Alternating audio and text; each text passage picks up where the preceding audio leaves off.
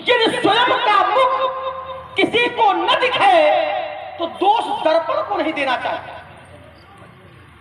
मैं विचार करने लगा, आज के पहले जब जब कोई पिता अपनी पुत्री को लेकर किसी महात्मा को प्रणाम कराने के लिए गया, किसी मुनि को प्रणाम कराने के लिए गया, किसी सिद्ध को प्रणाम कराने के लिए गया, किसी ब्राह्मण को प्रणाम कराने के लिए गया, तो ब्राह्मण ने पुत्री को देखा। ध्यान दिया जाए, ब्राह्मण ने पुत्री को देखा और जब पुत्री को देखा तो वो पुत्री के पद तक पहुंच गया। देखा पुत्री को, लेकिन चर्चा पति की होने लगी। उदाहरण चलिए मैं परशुराम जी महाराज के गुरु सदन से देता हूं। हिमाचल जी जब अपनी पुत्री पार्वती को नारद जी के पास लेकर के गए, नारद जी आए और पुत्री को प्रणाम करवाया, तो नारद जी ने पार्वती जी को देख करके बता दिया कि इसका पति कौन है, कैसा है, नाम क्या है। जोगी जटिल अकाम मन नगन अमंगल वेश अस्वामी, कौन इसका पति होगा। तो जब महात्मा लोग पुत्री को देख करके, पुत्री के रूप को देख करके उसके पति को जान लेते हैं, तो जनक जी ने तो सीता जी को प्रस्तुत किया, और ऐसा नहीं परशुराम जी ने देखा नहीं, देखा और आशीर्वाद भी दिया। तो क्या इनकी साधना में कमी है? क्या इनकी सिद्धता में कमी है? ऐसा ही प्रश्न कुछ परशुराम जी ने हमारे गुरुदेव से भी किया था। क्या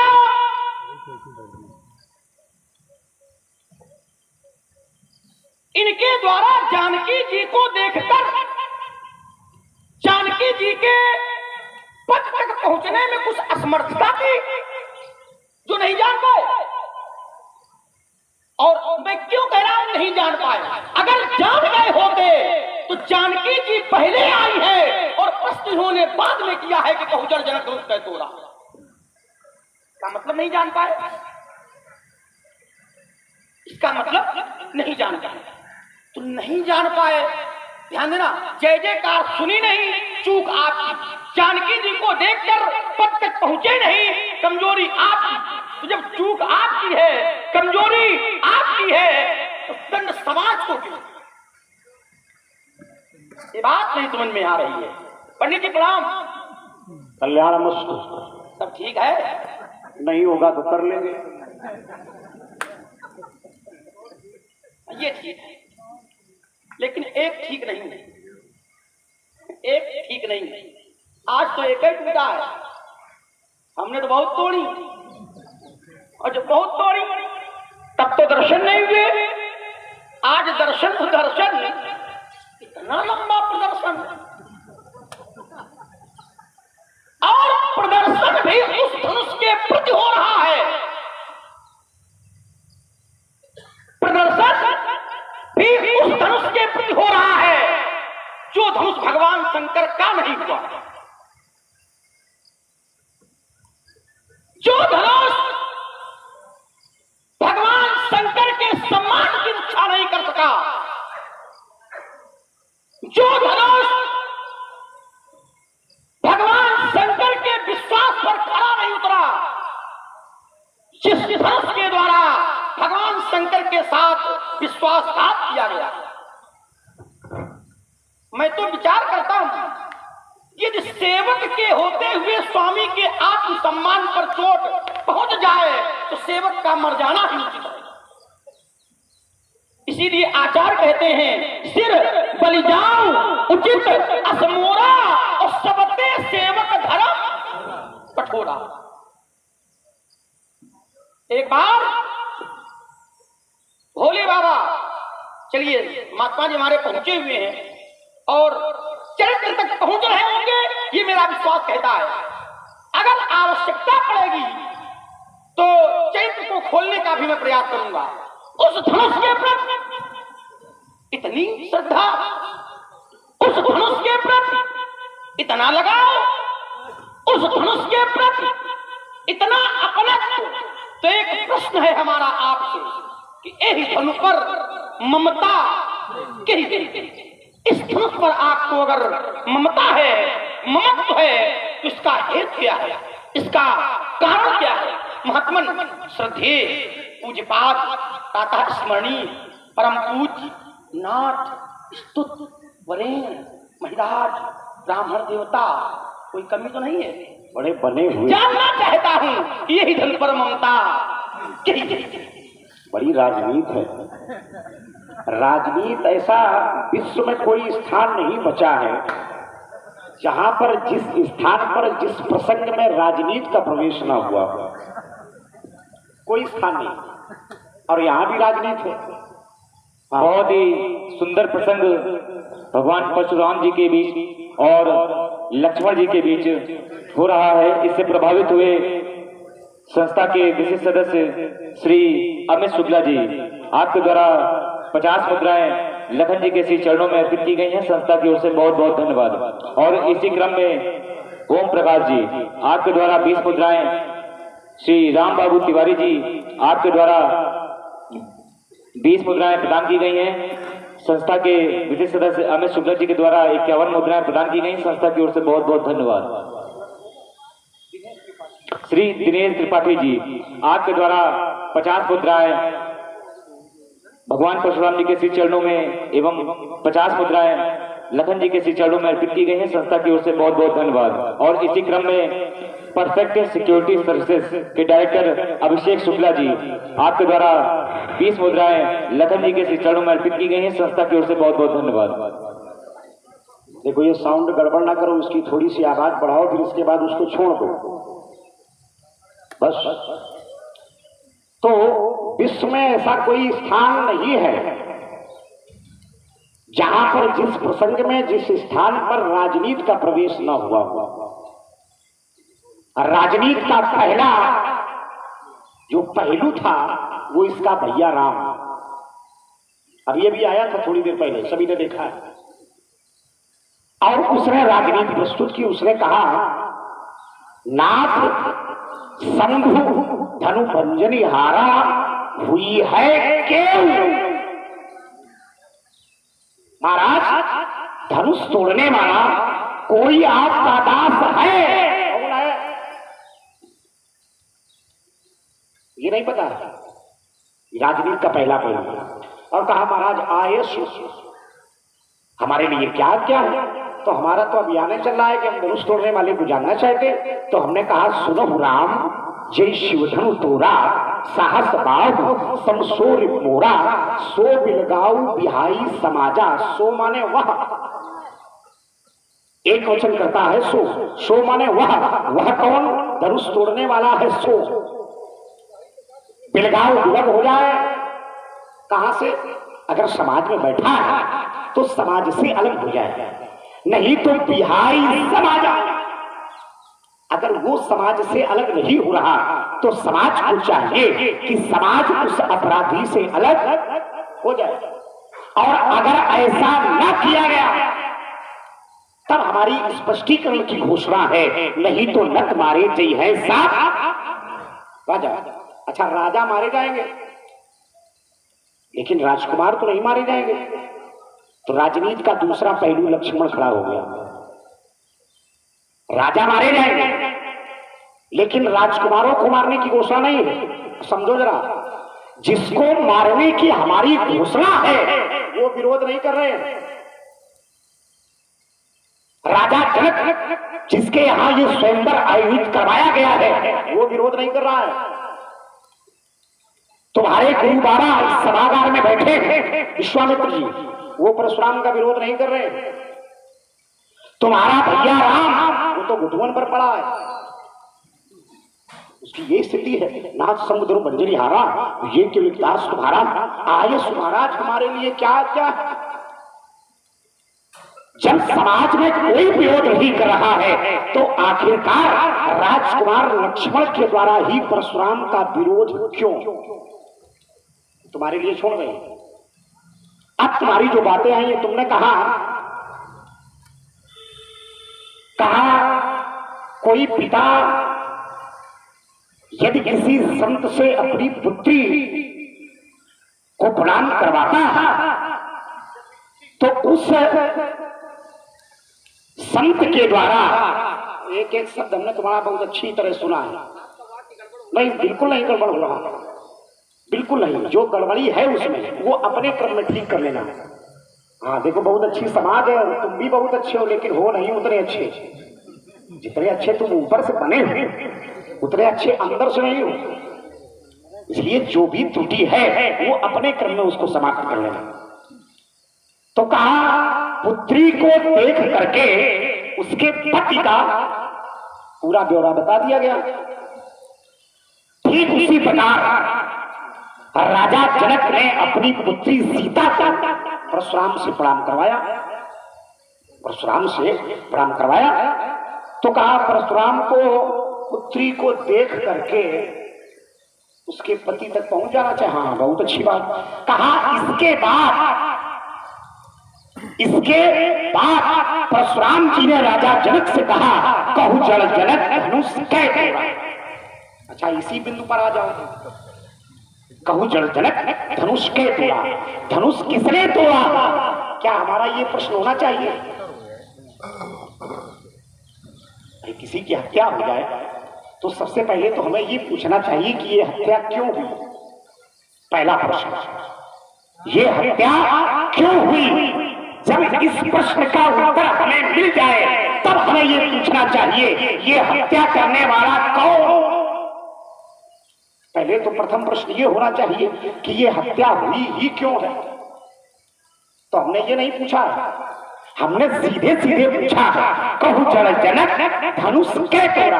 तुम भी वहां पहुंच गए होगे, अगर थोड़ी सी बुद्धि लगाई होगी तो तुम भी वहां पहुंच गए होगे, जैसे तुम हमसे कह रहे थे। इसलिए इस सत्य में कहीं ना कहीं से रहस्य है कि आखिरकार हमने ये क्यों पूछा कहु जल जनक धनुष कै तोड़ा। हमने ये क्यों नहीं पूछा कि धनुष तोड़ा ही क्यों गया।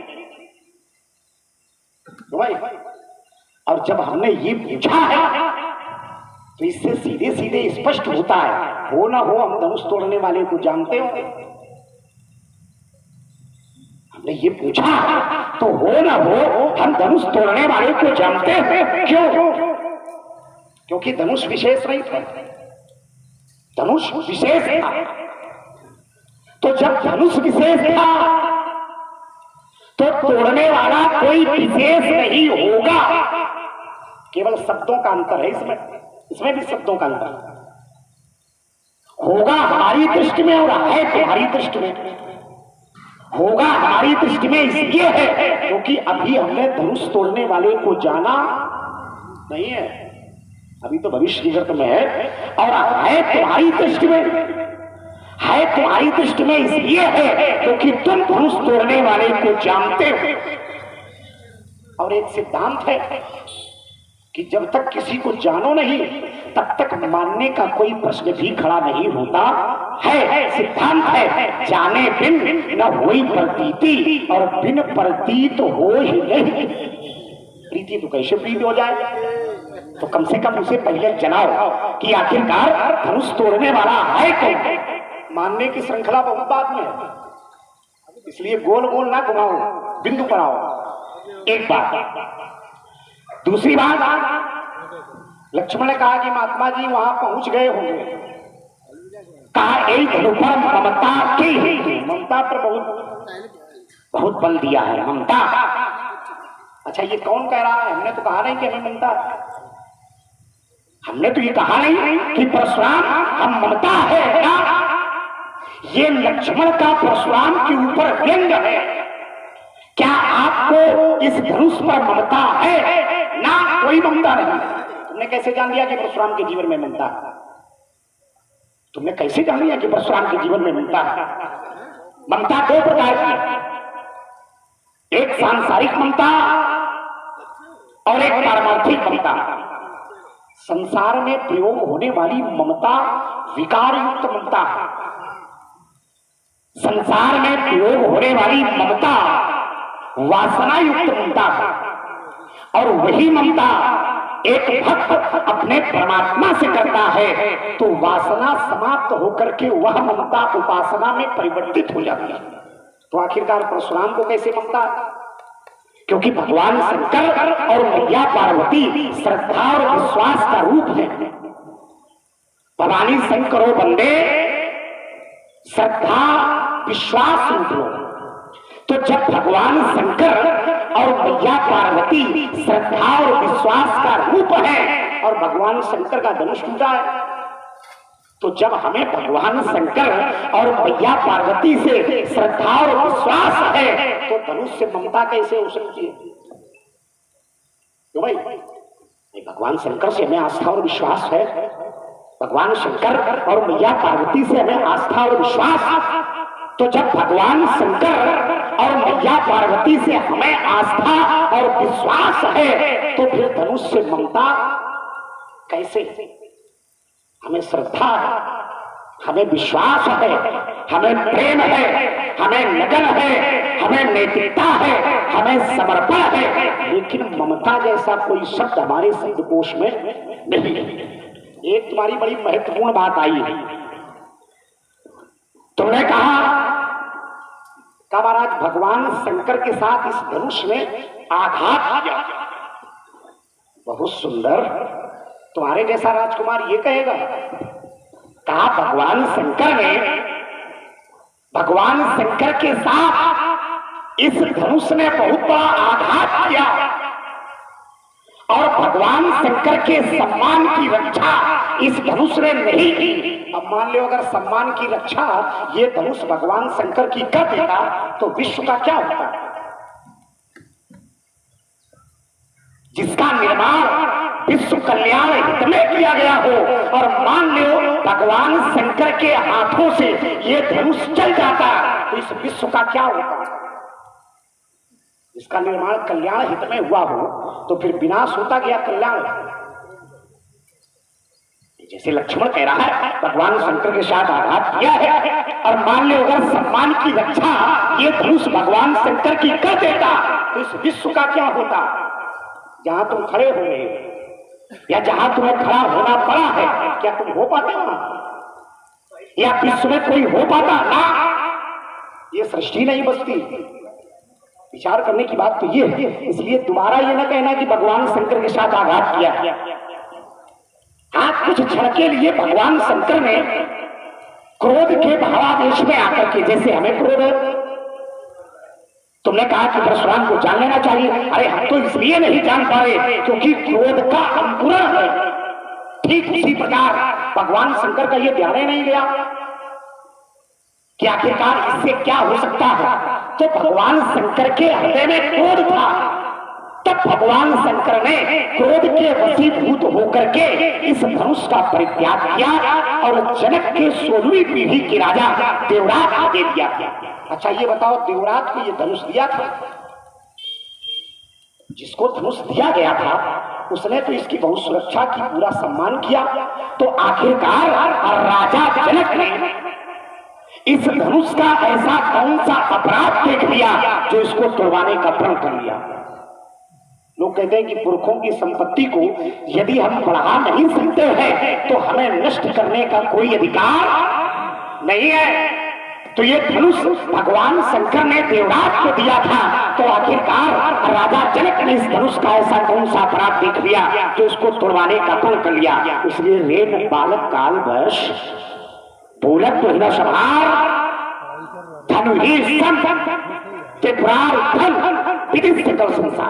श्री दिनेश त्रिपाठी जी, आप साहित्यकार हैं। आप तो जब मैंने बड़ा ध्यान एकाग्र करके सुना तो हमें अग्रजों के द्वारा कही हुई एक बात याद आ गई। हमारे अग्रज कभी कभी कहा करते हैं इतना करीब आए कि हम दूर हो गए, इतना करीब आए कि हम दूर हो गए, इतना हंसे कि रोने को मजबूर हो गए। जिन कांच के मकानों पर बड़ा गर्व था मुझे, आज तो एक ही टक्कर में चकनाचूर हो गए। अच्छा, वाह। विचार करिएगा, आप दो बिंदुओं को हमारे बड़ी मजबूती से छुआ और छूने में एक आरोप हमारे ऊपर लगाया। बोले अगर ये चल जाता तो क्या तुम यहां खड़े होते? ध्यान दिए और श्रोता है यहां पर सुन रहे हैं। अगर ये चल जाते शंकर जी के हाथों तो संसार का क्या होगा? तो क्या ये चले नहीं? आप कह रहे हो अगर ये चल जाते तो संसार का क्या होता? तो मैं कह रहा हूं क्या ये चले नहीं? चले, दोनों चले। अब तक तो खेल खिलाता था, अब खा जाने की बारी। दोनों चले, ध्यान देना, दोनों चले। एक चला शंकर जी के विरोध में और दूसरा शंकर जी के सम्मान की सुरक्षा नहीं कर सका। अंतर है, एक जिसने शंकर जी के साथ विश्वासघात किया, शायद आप भी पहली बार सुन रहे होंगे, यहां के उपस्थित लोग भी पहली बार सुन रहे होंगे। जिसने शंकर जी के साथ विश्वासघात किया, जिसके कारण शंकर जी के सम्मान को चोट पहुंची, उसके लिए लड़ रहे हो। और जो शंकर जी के विरोध में चला, उसको साथ में लेकर घूम रहे। दो धनुष थे, एक था सारंग और दूसरा था पिनाक। पिनाक भगवान शंकर के हाथ से चला था और सारंग भगवान विष्णु के हाथ से चला था। अंतर एक था, सारंग चलता रहा और धनुष चलते चलते रुक गया। सारंग चलता रहा और धनुष पिनाक चलते चलते शिथिल हो गया, जृंभित हो गया, जिसके कारण देवताओं ने, ऋषियों ने, महात्माओं ने भगवान शंकर को के बल को छोटा माना और भगवान विष्णु के बल को बड़ा माना। भोले बाबा का सम्मान घटा किसके कारण? पिनाक के कारण। लड़ रहे किसके लिए? पिनाक के लिए। क्या कह रहे थे? बोले शंकर जी के प्रति हमारी श्रद्धा है, शंकर जी के प्रति हमारा विश्वास है, भवानी के प्रति हमारी श्रद्धा है, भवानी के प्रति हमारा विश्वास है। तुम्हारा शंकर जी के प्रति अगर आपको श्रद्धा है, एक काम करो, बढ़िया लड्डू मंगाओ, 5 खिलाओ पहले जनक जी को। तुम अगर खाओ तो हम मंगवा सकते हैं। बहुत ही सुंदर प्रसंग भगवान परशुराम जी एवं लक्ष्मण जी के मध्य चल रहा है। इससे प्रभावित हुए पवन शुक्ला जी, जो कि रनिया कानपुर देहात में हरिरामपुर पड़ता है, वहां पर आदर्श रामलीला कमेटी है, जिसका नाम कानपुर देहात में बहुत ही प्रचलित है, क्योंकि यहाँ पर भी रामलीला अत्यंत ही मर्यादित स्वरूप से कराई जाती है। इसके उपाध्यक्ष श्री पवन शुक्ला जी हमारे मध्य उपस्थित हैं। मैं संस्था साकेत नवयुग मंडल के माध्यम से आपका इस प्रांगण में हार्दिक अभिनंदन एवं स्वागत करता हूँ। आपके द्वारा 51 मुद्राएं भगवान परशुराम जी के श्री चरणों में एवं 51 मुद्राएं लखन जी के श्री चरणों में अर्पित की गई हैं। मैं संस्था की ओर से पवन शुक्ला जी के उज्जवल भविष्य की कामना करता हूँ। चलिए, तो कहने का भाव आपकी बात पर चोट यहां है, विस्तारवाद भी न हो पावे। आपने कहा ये चला नहीं, लेकिन मैं कह रहा हूं ये चला। साथ में प्रमाण प्रस्तुत कर दो जिसमें आगे आपको ये कहने का अवसर न मिला है कि लक्ष्मण ने प्रमाण नहीं दिया। विरोध है तो महत युद्धम भवत रोम हर्षणम, युद्धम भवत रोम हर्षणम। दोनों में युद्ध हुआ और ऐसा नहीं, महान युद्ध हुआ और रोंगटे खड़े कर देने वाला युद्ध हुआ। ऐसा नहीं था कि भोले बाबा उस युद्ध को जीतना नहीं चाहते थे। सिद्ध कंठस्य विश्लोष्ट परस्पर जयश, एक दूसरे को जीतने की इच्छा से युद्ध हुआ। धनुष का व्यवहार पराक्रमम। ये धनुष जृंभित हो गया, शिथिल हो गया, थक गया, और धनुष को थका हुआ देखकर महात्माओं ने विष्णु जी को विजयी घोषित किया और शंकर जी को क्यों आई धनु पर ममता। अच्छा, ये मेरा आरोप। क्यों भी लगा दिया? क्यों क्यों? इसलिए क्यों जो शंकर जी का नहीं हुआ उसके आप कैसे हो? और चलिए जरा एक पद बिंदु आपने बनाया था, क्या कहा? बोले मैंने कहा कि पुत्री को देखकर पद तक पहुंच जाया जाए। परशुराम जी नहीं पहुंचे, नारद जी पहुंच गए, और जब पहुंच गए तो परशुराम जी को पहुंचना चाहिए था। आपने कहा कि वो जनक से मैंने देखिए बड़ा घुमा दिया आपने जिसे, यहाँ चोट नहीं की आपने। आपने कहा कि मैंने ये क्यों पूछा कि बहुचर जनक धनुष का तोड़ा, मैंने ये क्यों नहीं पूछा तुमने क्यों तोड़वाया? क्या तुमने पूछा नहीं कि जनक जी ने बताया नहीं? जिस बात का उत्तर पहले मिल गया है तो दोबारा पूछने की आवश्यकता नहीं है। क्यों टूटा ये जनक जी ने बताया आपको, और कब बताया? तो समाचार कहीं जनक सुनाए और जय कारण महीप सब आए, तो सुनत बचन फिर अनत निहारे और देखे चाप खंडमय।